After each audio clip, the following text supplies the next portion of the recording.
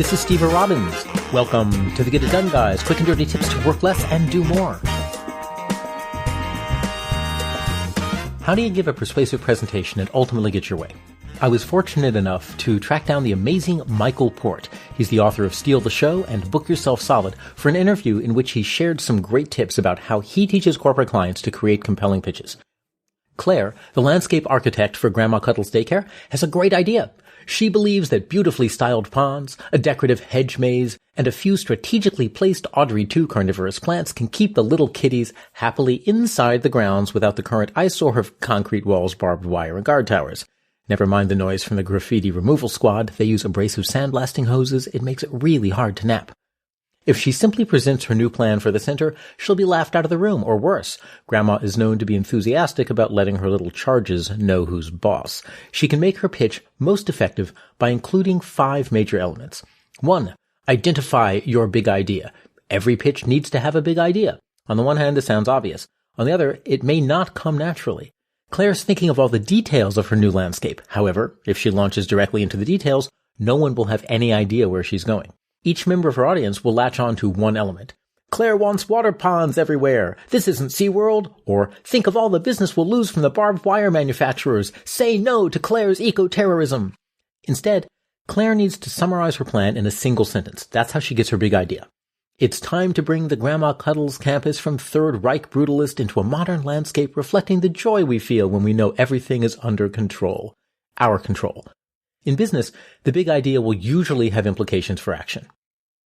2. Find the outcome that you're promising.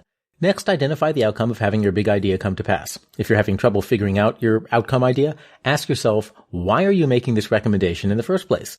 And for goodness sake, if you're actually making a recommendation because you're empire building or trying to destroy your political rival or undermining your boss in a Machiavellian ploy to be the youngest C-suite executive in your company's history, don't say that out loud. Instead, find an outcome that will benefit everyone else in the room. Your ascendancy to supreme authority will just be a pleasant byproduct of a change that everyone agrees is peachy keen.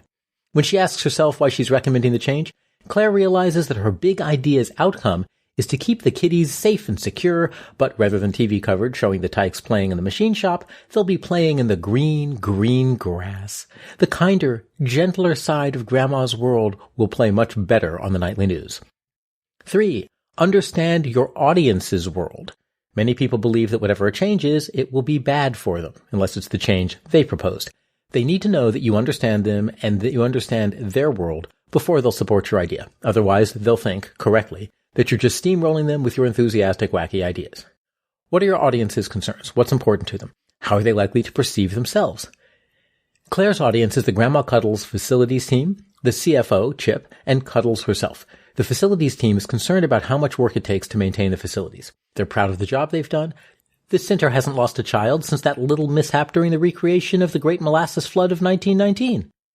Chip cares about cutting costs and making money, and Cuddles cares about making sure nothing happens to disrupt the profit centers of the schools. Claire won't just jump into recommendations.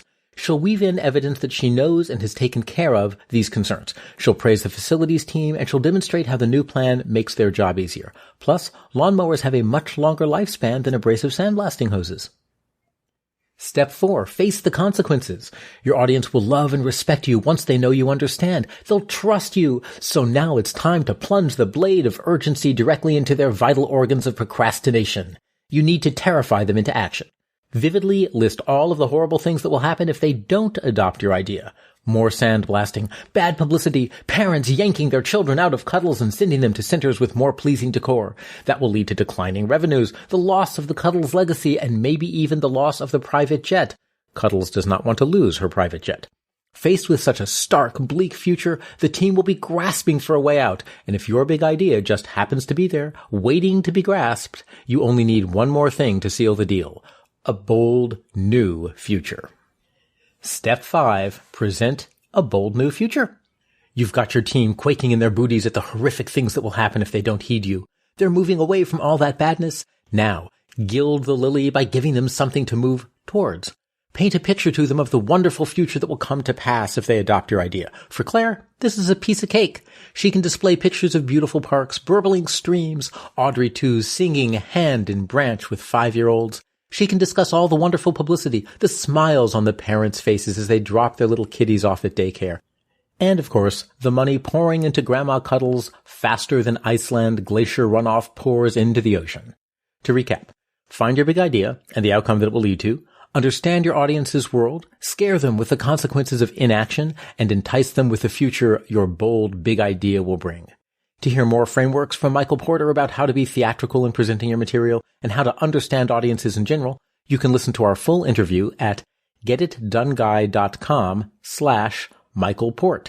Now, if you'll excuse me, Claire has invited me to sit out under a tree in a grassy meadow and join her for tea. We have a hedge maze to plan. I'm Steve Robbins. Follow Get It Done Guy on Twitter and Facebook, and if you're an executive, entrepreneur, or sales professional and you want to get better at any aspect of your job, talk to me about coaching. Learn more at steverrobbins.com.